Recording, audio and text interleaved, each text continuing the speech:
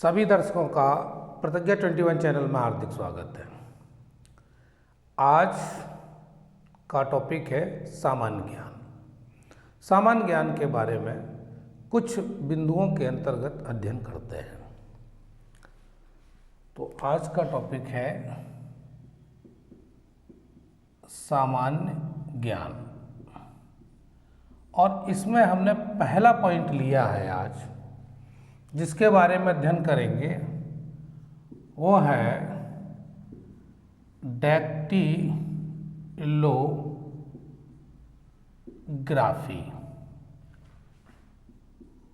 DACTYLOGRAPHY। डैक्टिलोग्राफी ये क्या है और इसके बारे में जानकारी हासिल करने के लिए निम्नलिखित बिंदुओं पर चर्चा करते हुए इसको समझेंगे। तो इसमें पहला पॉइंट लेते हैं, उंगलियों की छाप से व्यक्तियों को पहचानने का विज्ञान। डैक्टिलोग्राफी क्या है? उंगलियों की छाप से व्यक्तियों को पहचानने का विज्ञान। दूसरा, इसका आविष्कार सर्वप्रथम भारत में हुआ था। और थर्ड पॉइंट, 1858 में सर विलियम हर्शल ने भारत में फिंगरप्रिंट्स का उपयोग व्यक्तियों को पहचानने में किया। तो इन 3 लाइनों में हमने समझा उंगलियों की छाप से व्यक्तियों को पहचानने का ये विज्ञान है डैक्टिलोग्राफी। दूसरा, इसका आविष्कार सर्वप्रथम भारत में हुआ था। तीसरा पॉइंट, 1858 में सर विलियम हर्शल ने भारत में फिंगरप्रिंट्स का उपयोग व्यक्तियों को पहचानने में किया। ये 3 पॉइंट। और चौथे पॉइंट में हर्शल के सिद्धांत के आधार पर इंग्लैंड के सर गाल्टन ने 1892 में इसका क्रमबद्ध विकास किया। ठीक है भाई। नेक्स्ट पॉइंट में 1891 में भारतीय सिविल सर्विस में आए एडवर्ड रिचर्ड हेनरी ने फिंगरप्रिंट्स के वर्गीकरण एवं प्रयोग पर एक पुस्तक लिखी।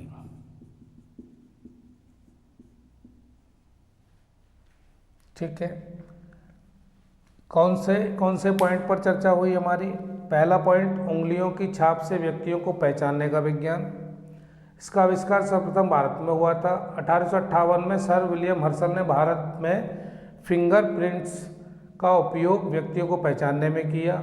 हर्शल के सिद्धांत के आधार पर इंग्लैंड के सर गाल्टन ने 1892 में इसका क्रमबद्ध विकास किया इंग्लैंड में जाकर, और 1891 में भारतीय सिविल सर्विस में आए एडवर्ड रिचर्ड हेनरी ने फिंगरप्रिंट्स के वर्गीकरण एवं प्रयोग पर एक पुस्तक लिखी। ये 5 पॉइंट, और इसके बाद 6वें पॉइंट पर चर्चा करेंगे, वो क्या है? तो इसको पूरी तरह से आप समझ जाएंगे। 6 पॉइंट पे भारत सरकार ने फिंगरप्रिंट्स विधि को अपराधियों को पहचानने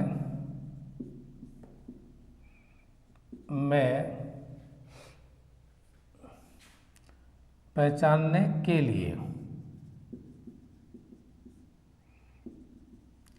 स्वीकार कर लिया। और नेक्स्ट 7 पॉइंट, विश्व का एवं देश का प्रथम फिंगरप्रिंट्स ब्यूरो कलकत्ता में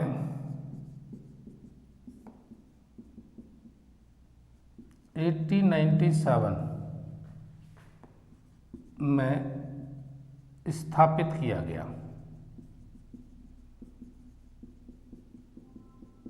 तो आपने समझा डैक्टिलोग्राफी क्या है? फिंगरप्रिंट्स के माध्यम से व्यक्तियों को पहचानना, और इसका जो पहला ब्यूरो स्थापित किया गया था कलकत्ता में 1897 में, 1897 में। तो ये चर्चा हुई हमारी डैक्टिलोग्राफी की। दूसरा पॉइंट लेते हैं,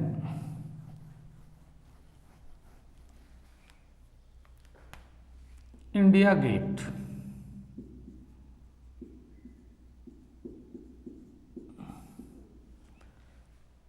अब इंडिया गेट के बारे में जानकारी हासिल करते हैं।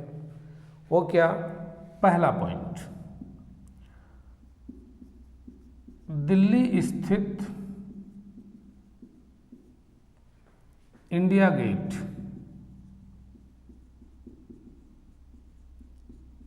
का निर्माण 1921 में पूरा हुआ था। सेकंड पॉइंट,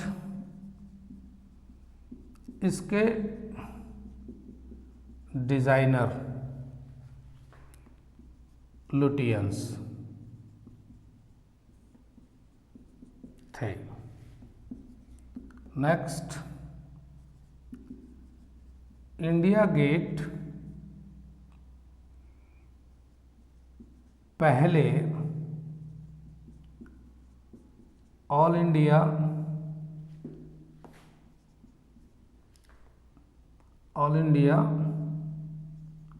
वॉर मेमोरियल के नाम से जाना जाता था।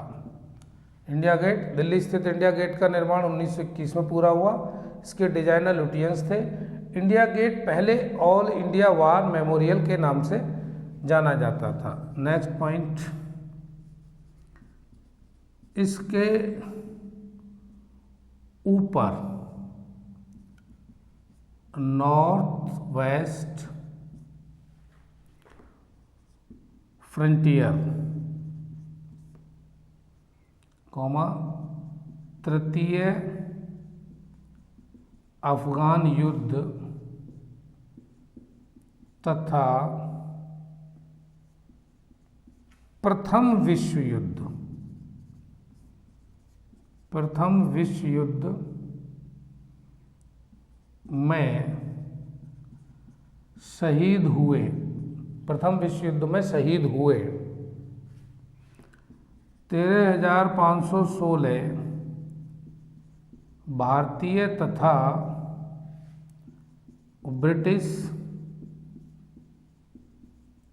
सैनिकों के नाम खुदे हुए हैं। इसके ऊपर नॉर्थ वेस्ट फ्रंटियर, तृतीय अफगान युद्ध तथा प्रथम विश्व युद्ध में शहीद हुए 13,516 भारतीय तथा ब्रिटिश सैनिकों के नाम खुदे हुए हैं। अब लेते हैं हम पांचवा पॉइंट। यह इन शहीद सैनिकों का स्मृति चिन्ह है। तो इस तरह से इंडिया गेट के बारे में संक्षिप्त जानकारी इन 5 बिंदुओं में समाहित हो गई। दिल्ली स्थित इंडिया गेट का निर्माण 1921 में पूरा हुआ। इसके डिजाइन एलुटियंस थे। इंडिया गेट पहले ऑल इंडिया वार मेमोरियल के नाम से जाना जाता था। इसके ऊपर नॉर्थ वेस्ट फ्रंटियर, तृतीय अफगान युद्ध तथा प्रथम विश्व युद्ध में शहीद हुए 13,516 भारतीय तथा ब्रिटिश सैनिकों के नाम खुदे हुए। यह इन शहीद सैनिकों का स्मृति चिन्ह है। तो ये इंडिया गेट के बारे में। अब हमारी चर्चा 2 पॉइंट पर हो गई, एक डैक्टिलोग्राफी और दूसरा इंडिया गेट। अब नेक्स्ट देखते हैं बिंदु इंडियन म्यूजियम। इंडियन म्यूजियम पहला, इंडियन म्यूजियम कोलकाता में स्थित है। इंडियन म्यूजियम कहाँ स्थित है? कोलकाता में। नंबर 2, इसे देश का सबसे पुराना संग्रहालय माना जाता है। और थर्ड पॉइंट, इसकी स्थापना 1814 में की गई थी। इंडियन म्यूजियम क्या है और कहाँ पर है, तो इसको इन 3 लाइनों में आप समझेंगे। इंडियन म्यूजियम कोलकाता में स्थित है, इसे देश का सबसे पुराना संग्रहालय माना जाता है और इसकी स्थापना 1814 में की गई थी। अब अगला पॉइंट लेते हैं। अगला पॉइंट है बाघ की गुफा चित्र। बाघ की जो गुफाएं हैं उनमें जो चित्र हैं उनके बारे में। तो पहला पॉइंट, बाघ की गुफाएं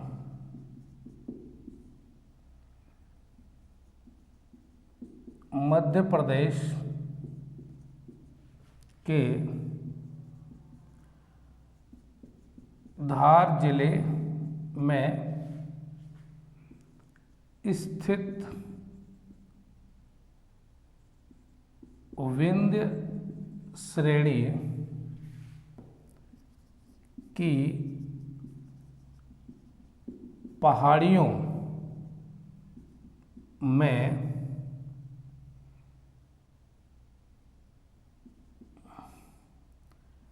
पाई गई। नंबर 2,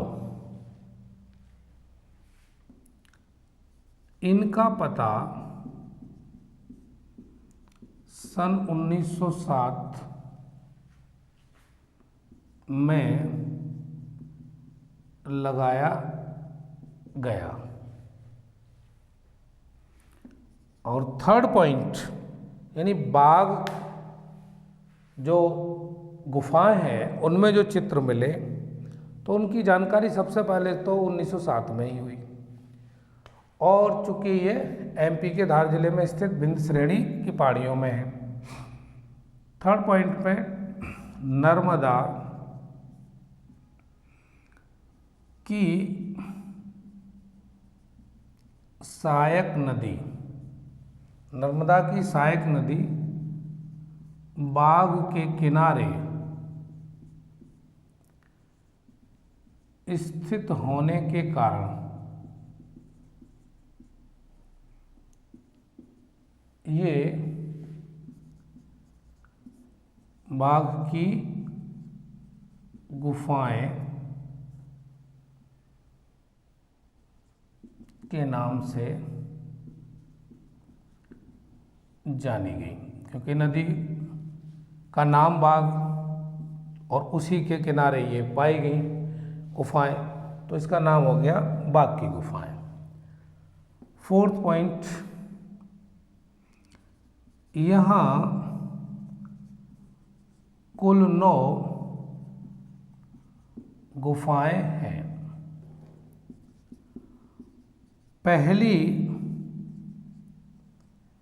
गुफा गृह गुफा कहलाती है। पहली गुफा क्या कहलाती है? गृह गुफा। 6, दूसरी गुफा पांडव गुफा। इन 6 पॉइंट को एक बार फिर पढ़ते हैं। बाघ की गुफाएं मध्य प्रदेश के धार जिले में स्थित विंध्य श्रेणी की पहाड़ियों में पाई गई। इनका पता सन 1907 में लगाया गया।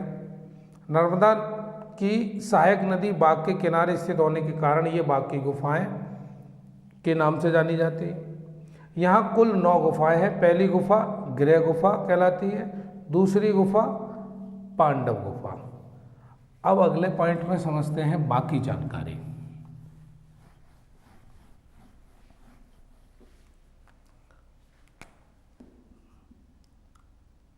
तीसरी गुफा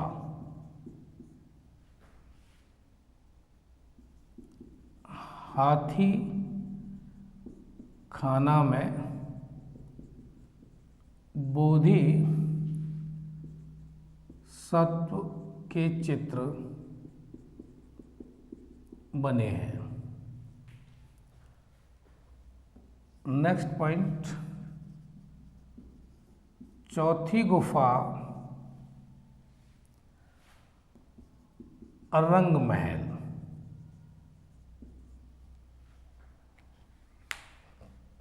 पांचवी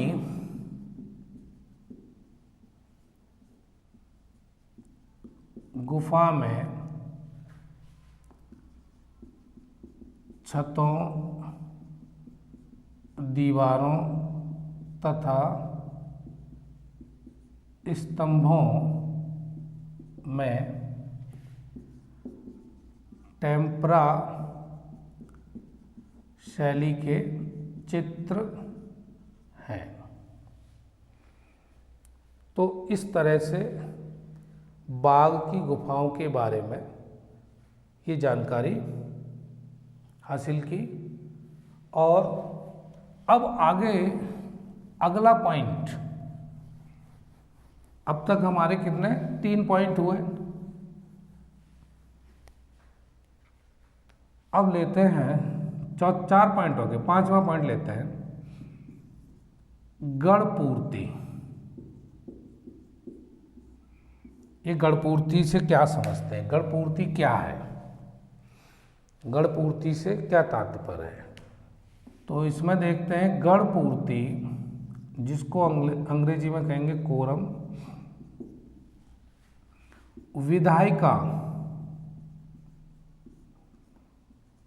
के न्यूनतम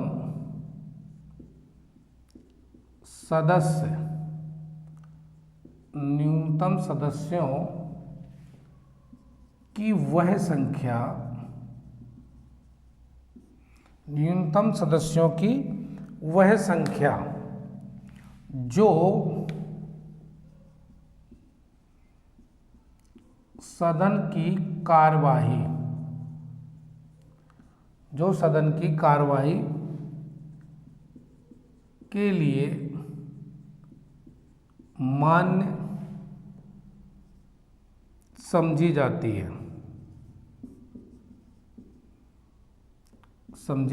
है। गढ़पूर्ति विधायिका के न्यूनतम सदस्यों की वह संख्या जो सदन की कार्रवाई के लिए मान्य समझी जाती है। और दूसरे पॉइंट पर यह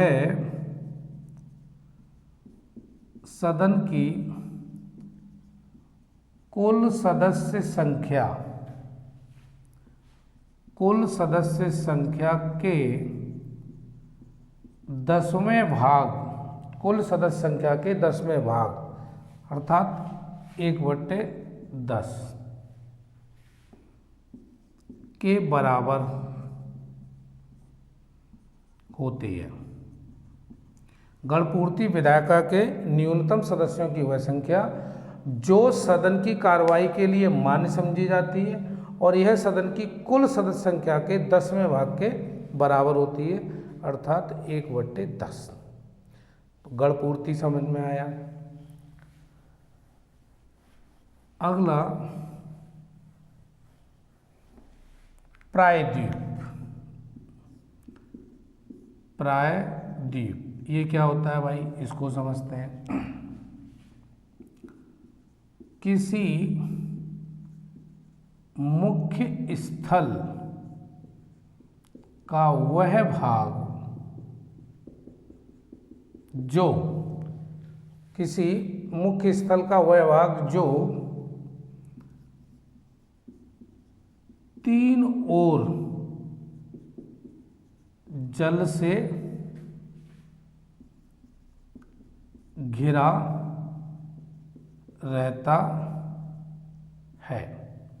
प्रायद्वीप किसे कहते हैं, किसी मुख्य स्थल का वह भाग जो 3 ओर जल से घिरा रहता है।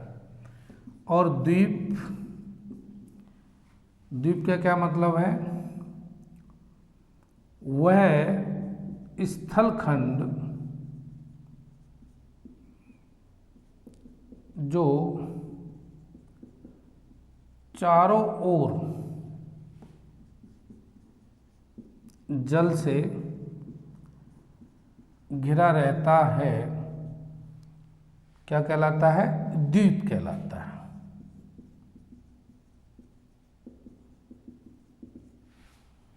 तो इस तरह हमने आज